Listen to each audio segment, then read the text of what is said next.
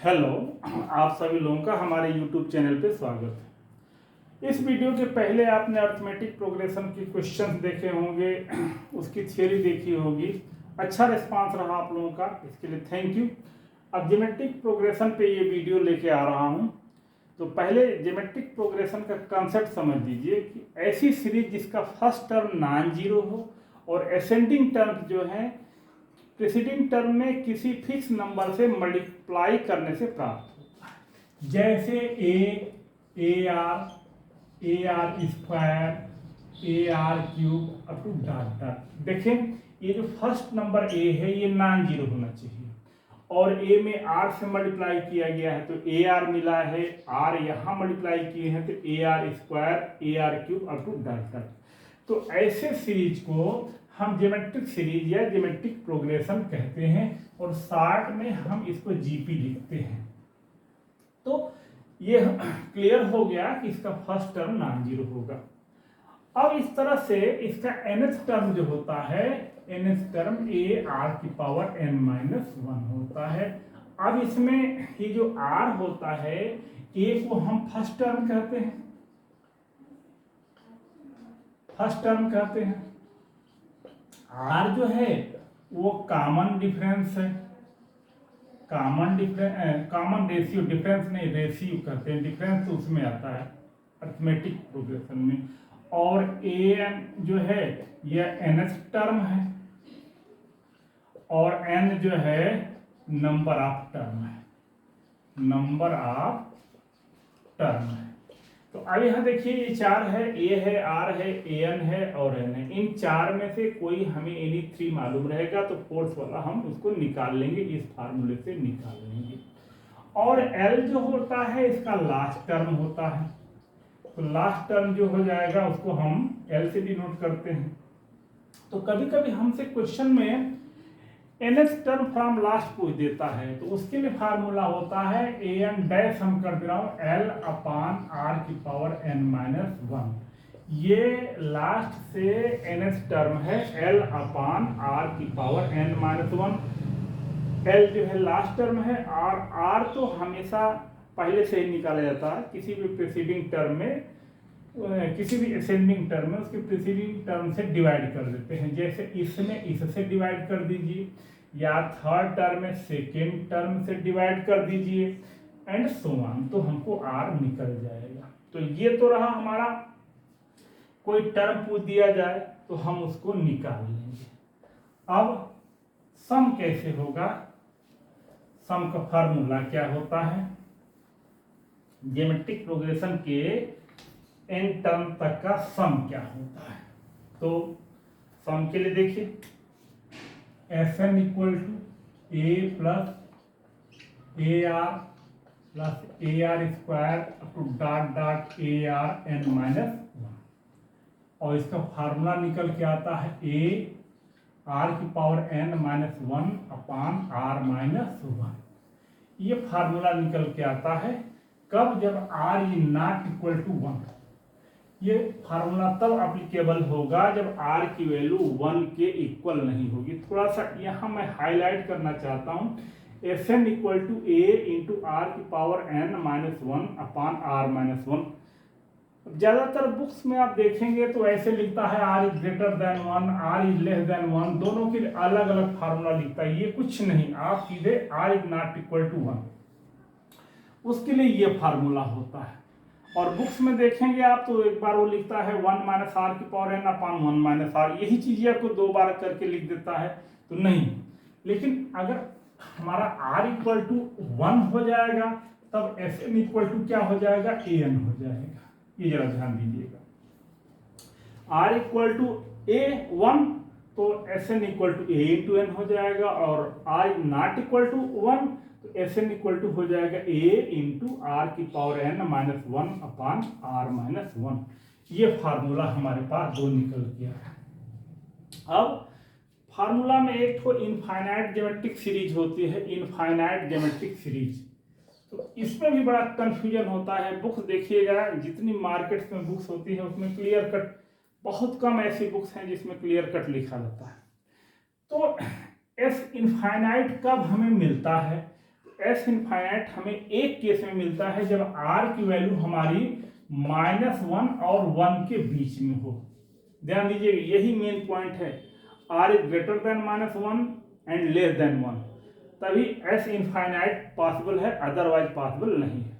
तो यह S infinite equal to होता है a/1 माइनस आर होता है। और बुक्स में देखेंगे तो वहां केवल लिख देता है आर इज लेस देन 1, केवल ये कंडीशन लिख दिया था। तो लेस देन 1 है तो 1 से छोटा है तो कहां तक जाएगा, यही चीज नहीं लिखता है। तो या तो आप ऐसे लिखें कि mod r is less than 1, तो ये हो जाएगा आर जो है किसके बीच में होगा, -1 to 1 के बीच में होगा। तो ज्योमेट्रिक प्रोग्रेशन पे सम पे 3 ठो फार्मूला हुआ, ये इनफाइनाइट टर्म तक हो गया और ये n टर्म तक हो गया। उस केस में हुआ जिस केस में r की वैल्यू 1 है, और ये कब होगा, उस केस में होगा जिस केस में r की वैल्यू नॉट इक्वल टू 1 होगी। इन सब पे क्वेश्चंस हम आपको कराएंगे, लेकिन देखिए होता क्या है कि कंसेप्ट अगर क्लियर होता है तो क्वेश्चन सॉल्व हो जाता है। बोर्ड लेवल के क्वेश्चंस में ऐसी कोई दिक्कत नहीं आती है, बोर्ड लेवल तो एकदम सेट क्वेश्चन देता है, लेकिन कंपटीशन इसी का वो फायदा उठा करके हमको क्वेश्चन देता है। लड़के क्लियर कट कंसेप्ट न होने के कारण गलतियां कर बैठते हैं, तो इनको जरा एक बार क्लियर कट देख लीजिएगा और तब इस पे क्वेश्चन को सॉल्व कीजिएगा। अब क्या है, अब geometric mean and geometric means, mean and means हमने अर्थमेटिक प्रोग्रेशन में भी बताया था, और यहाँ भी वही चीज ज्योमेट्रिक मीन। मीन मीन्स की 2 नंबर्स हैं a और c है, इसमें एक नंबर हम इंसर्ट कर रहे हैं, इंक्लूड कर रहे हैं, और ये जीपी मिल जा रही है, तो ये ज्योमेट्रिक मीन बोला जाएगा, ज्योमेट्रिक मीन। और इसके लिए कंडीशन होती है b/a equal to c/a imply that b² equal to ac imply that b equal to √ac।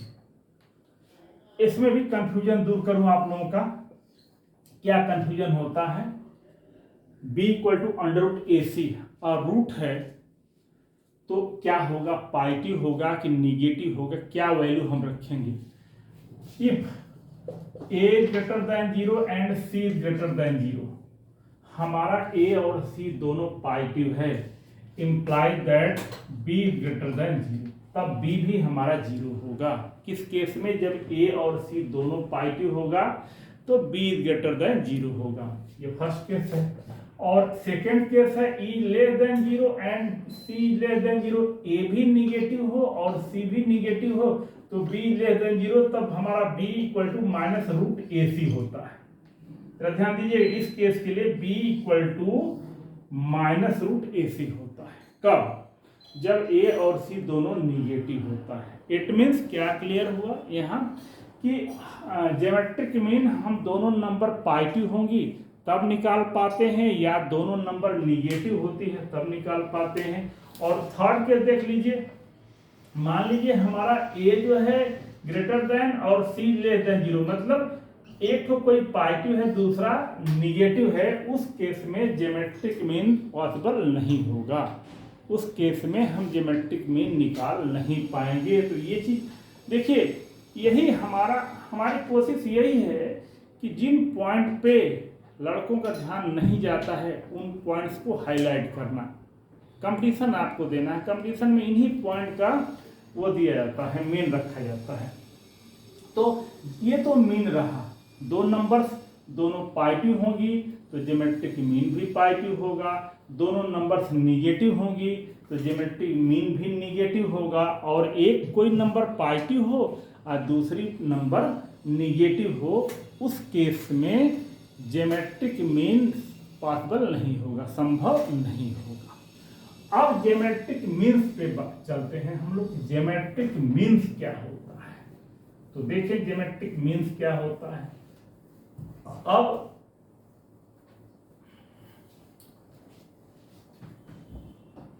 दो नंबर है, 2 गिवन नंबर है, एक तो a है दूसरा b है। अब इसमें g1 g2 G3 up to dot dot Gn, ये हम n नंबर्स इंसर्ट के इंक्लूड किए इसमें, और इसके बाद ये Gp मिल गई हमें। इस चीज का ख्याल करिएगा, ये जो है n नंबर्स हमने इसके बीच में रख दिया, A एंड B के बीच में n नंबर्स को हमने रख दिया, और रखने के बाद कौन सा प्रोग्रेशन मिल गया, Gp मिल गया। तो ये G1, ये G2 और ये Gn जो है, इनको हम ज्योमेट्रिक मीन्स बोलते हैं, ज्योमेट्रिक मीन्स बोलते हैं। तो वही है सिंगुलर और प्लूरल का। तो ये ज्योमेट्रिक मीन्स कैसे निकलता है ये जान लीजिएगा। तो ज्योमेट्रिक प्रोग्रेशन के लिए हमको फर्स्ट टर्म मालूम हो जाए और कॉमन रेशियो मालूम हो जाए तो हम कोई भी टर्म निकाल लेते हैं। तो अब देखिए, इसके लिए r जो होता है b/a की पावर 1/n+1 होता है, ये r की वैल्यू होती है। हाईलाइट कर रहा हूं इसको, ध्यान दीजिए, b/a होल की पावर 1/n+1। जैसे ज्योमेट्रिक मीन्स में d होता है हमारा b - a/n+1। थोड़ा सा हम कंपेयर करने के लिए लिख रहे हैं, जहां b - a होगा वहां d तो है, माइनस करने पे निकलता है, यहाँ r डिवाइड करने पे तो b - a की जगह पे यहाँ b/a है, ये n+1 है, ये टू द पावर 1/n+1 है। तो ये किसका फार्मूला हो गया, इससे हम क्या निकाल पाएंगे, इससे कॉमन रेशियो निकल पाएगा। तो जब कॉमन रेशियो ये है तो अब G1 कैसे निकल जाएगा, G1 जो होगा a में b/a की पावर 1/n+1 से मल्टीप्लाई कर देंगे। G2 कैसे निकलेगा, a इंटू b/a की power 2/n+1 and so on. हम इसी तरह निकाल लेंगे, जिसको पूछेगा हम उसको निकाल लेंगे। तो ये तो रहा हमारा ज्योमेट्रिक मीन्स निकालने का तरीका। इस पे भी क्वेश्चन बहुत आते हैं, हम क्वेश्चंस कराएंगे भी, लेकिन इसकी एक बड़ी पॉपुलर आर्टिकल होती है, उस चीज को हम हाईलाइट करना चाहते हैं।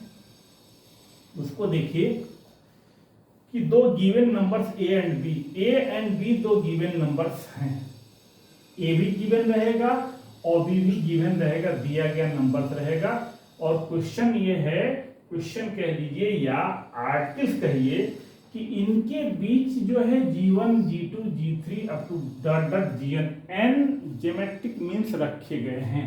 तो ये इनका multiplication G1 into G2 into G3 up to dot dot Gn, ये होता है AB की पावर n/2 या √AB की पावर m, और √AB को आप कहेंगे कैपिटल G की power n। Capital G means यहां हो गया ज्योमेट्रिक मीन्स। तो ये हो गया हमारा G1, G2, G3 into Gn। अब इसको कैसे पढ़ा जाता है वो हम आपको क्लियर कर रहे हैं। दो गिवन नंबर्स में हम n ज्योमेट्रिक मीन्स इंसर्ट कर रहे हैं, रख रहे हैं, तो इन ज्योमेट्रिक मीन्स का जो मल्टीप्लिकेशन होगा उन दोनों नंबर के ज्योमेट्रिक मीन्स का nth पावर होता है, ज्योमेट्रिक मीन का nth पावर होता है।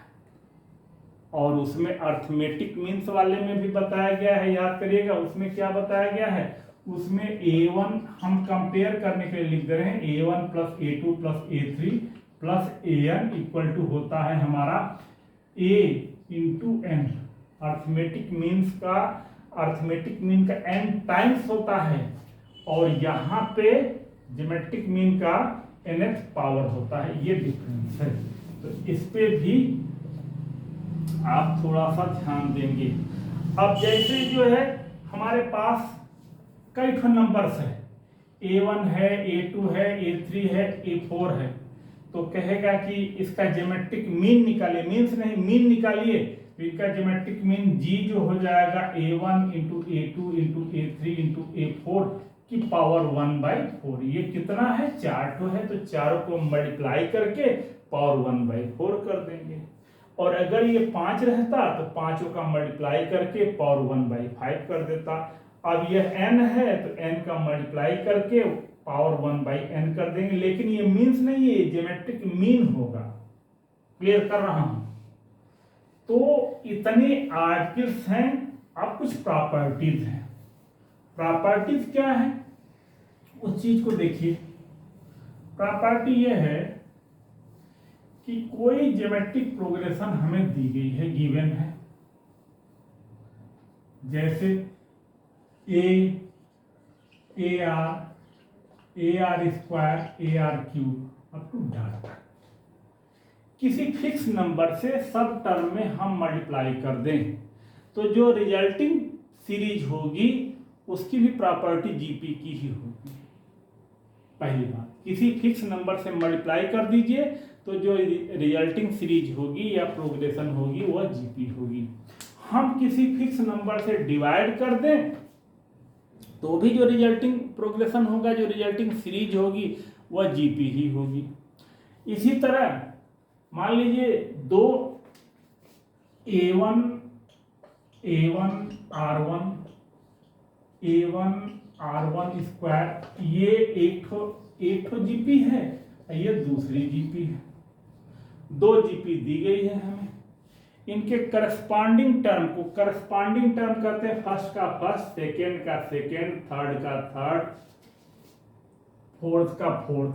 ये करस्पॉन्डिंग टर्म को आपस में मल्टीप्लाई कर दें या डिवाइड कर दें तो जो रिजल्टिंग प्रोग्रेशन होगा या रिजल्टिंग सीरीज होगी वो भी जीपी होगी। मल्टीप्लाई कर दिया जाए या डिवाइड कर दिया जाए तो रिजल्टिंग जो है, जो सीरीज होगी वो जीपी होगी। लेकिन करस्पॉन्डिंग टर्म को ऐड कर दिया जाए या सब्ट्रैक्ट कर दिया जाए तो जो रिजल्टिंग सीरीज होगी वह जीपी नहीं होगी। ऐड करना और सब्ट्रैक्ट करना अर्थमेटिक में होगा, ज्योमेट्रिक में मल्टीप्लाई करना और डिवाइड करना होगा। इसी तरह 3 नंबर्स हमें लेना है ज्योमेट्रिक प्रोग्रेशन में, तो A/R AR लेते हैं। अब एक क्वेश्चन यहाँ एराइज होता है कि क्या इन नंबर्स को हम नॉन लेकर के XYZ लेते हैं तो क्वेश्चन नहीं सॉल्व होगा। क्वेश्चन सॉल्व होगा तब उसमें ज्योमेट्रिक प्रोग्रेशन की प्रॉपर्टी हमें लगाना होगा और यहाँ पे हमें नहीं लगाना। इसी तरह 4 नंबर को लेना होता है हमको, तो हम A/R क्यूब A/R AR और AR क्यूब लेते हैं। 5 नंबर को लेना होता है तो A/R स्क्वायर A/R AR और AR स्क्वायर। ये 3 नंबर को हमें कंसीडर करना होता है तो इन 3 नंबर्स को कंसीडर करते हैं। 4 नंबर को कंसीडर करना होता है तो ये 4 नंबर को कंसीडर करते हैं। 5 नंबर कंसीडर करना होता है तो ये 5 नंबर कंसीडर किया जाता है। ऐसा क्यों? क्योंकि ज्योमेट्रिक प्रोग्रेशन में ज्यादातर टर्म को मल्टीप्लाई करना होता है, तो जैसे मल्टीप्लाई करेंगे R देखिए कैंसिल हो जाएगा, सब में R कैंसिल हो जाएगा, हमको एट वंस A की वैल्यू निकल जाएगी। तो इस चीज पे भी फोकस करिएगा। एक प्रॉपर्टी और है, जैसे कोई ज्योमेट्रिक प्रोग्रेशन है, अब इसका लास्ट टर्म जो है, लास्ट टर्म L होगा, इसके पीछे वाला L/R हो जाएगा। देखिए इधर से फर्स्ट टर्म ले लिया जाए और इधर से लास्ट टर्म ले लिया जाए, उनको मल्टीप्लाई किया जाए तो A इंटू L होगा constant. Second term from first लीजिए और सेकेंड टर्म फ्रॉम लास्ट लीजिए, इनको मल्टीप्लाई करिए तो वो भी A इंटू L ही होगा। इधर से फिफ्थ टर्म ले लीजिए और इधर से फिफ्थ टर्म ले लीजिए, उनको मल्टीप्लाई करिए तो उनका मल्टीप्लिकेशन भी कांस्टेंट होगा, A इंटू L होगा। तो ये भी बड़ी अच्छी प्रॉपर्टी है। अब कुछ क्वेश्चंस को किया जाए, करीब करीब आर्टिकल्स तो समाप्त हो गई। अब आगे जो होता है उसमें ज्योमेट्रिक मीन, अर्थमेटिक मीन में रिलेशन क्या होता है वो सब क्लियर होगा जब हार्मोनिक सीरीज प्रोग्रेशन पढ़ लेंगे तब। तो क्वेश्चन है, the 7th term of A GP is 8 times the 4th term, find GP when 5th term is 48। Hindi में पढ़ दे रहा हूं। किसी गुणोत्तर श्रेणी का 7वां पद उसके चौथे पद का 8 गुना है। किसी गुणोत्तर श्रेणी का 7वां पद चौथे पद का 8 गुना है, तो उस गुणोत्तर श्रेणी को हमें निकालना है जिसका 5वां पद जो है 48 है। तो चलिए अकॉर्डिंग टू क्वेश्चन ATQ जो है हमारा 7th टर्म होगा AR6 और 4th टर्म हो जाएगा AR3। ये 7th टर्म है, ये 4th टर्म का 8 टाइम्स से 8 गुना है, तो 8 से यहाँ मल्टीप्लाई कर दिया जाए तो A से ये A कैंसिल हो जाएगा, R³ इक्वल टू 8, तो R इक्वल टू 2, R की वैल्यू हमें निकल गई।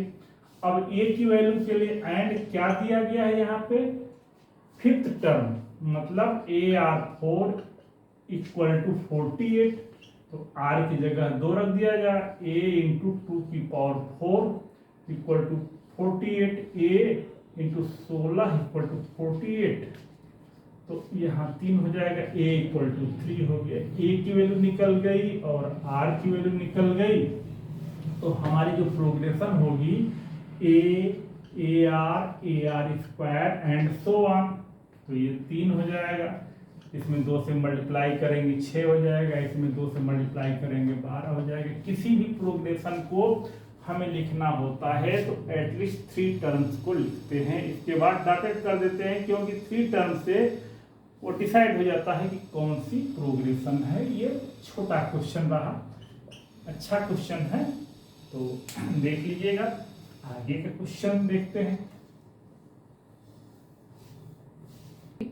देखिए एक क्वेश्चन हमने बोर्ड पे लिखा है, the first term of an infinite GP, infinite GP ये चीज को थोड़ा हाईलाइट कर रहा हूँ, is 1 and every term is equal to the sum of the successive terms, then its fourth term will be 1/2, 1/8, 1/4, 1/16। ये 4 ऑप्शन दिया गया है, इसको हिंदी में पढ़ रहा हूँ।